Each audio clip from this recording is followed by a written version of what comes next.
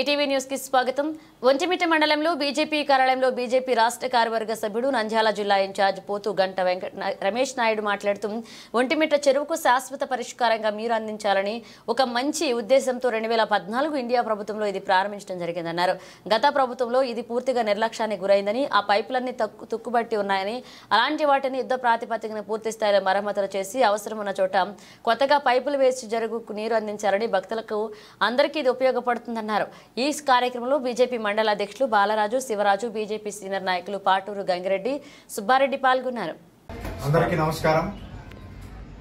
ఒంటిమిట్ట కోదండరామాలయం ఎంతో ఫేమస్ చరిత్ర గల ఆలయం పక్కనే ఉన్నటువంటి జిల్లాలో అతి పెద్ద చెరువుల్లో ఒంటిమిట్ట చెరువు ఒకటి.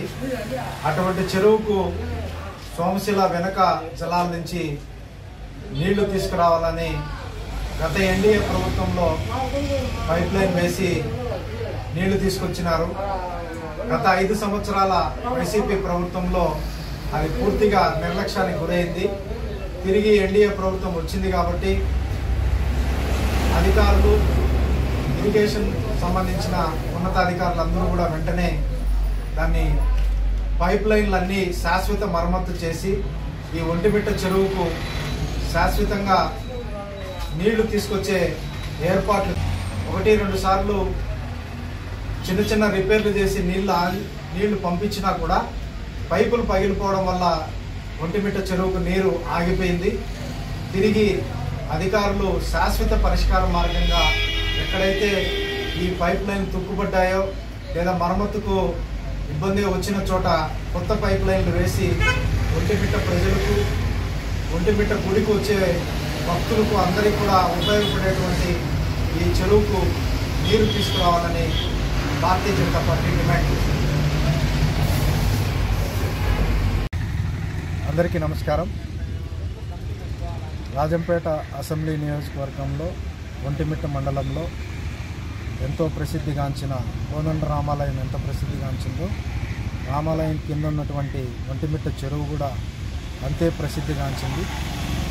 గతంలో ఎన్డీఏ ప్రభుత్వం హయాంలోనే ఈ ఒంటిమిట్ట చెరువుకు నీళ్లు తీసుకురావడం జరిగింది.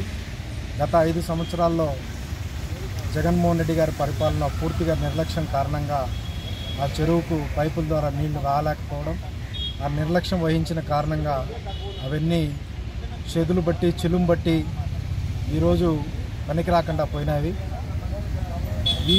ఈ ప్రభుత్వం అధికారంలోకి వచ్చింది కాబట్టి ఎన్డీఏ ప్రభుత్వం చంద్రబాబు నాయుడు గారికి, ఇరిగేషన్ శాఖ మంత్రికి, జిల్లాలో ఉన్న ఇరిగేషన్ అధికారులకు అందరికీ కూడా భారతీయ జనతా పార్టీ తరఫున విన్నవించుకోవడం ఏమంటే, ఆ చెరువుకు సప్లై అయ్యే పైప్ లైన్లన్నీ యుద్ధ ప్రాతిపదికన శాశ్వత మరమ్మతులు చేసి చెరువుకు నీళ్లు తీసుకురావాలని బీజేపీ డిమాండ్ చేస్తుంది. అలాగే చెరువుకు నీరు తీసుకురావడం వల్ల ఆ చుట్టుపక్కల గ్రామ ప్రజలకు సాగునీరు, త్రాగునీరు ఎంతో ఉపయోగపడుతుంది.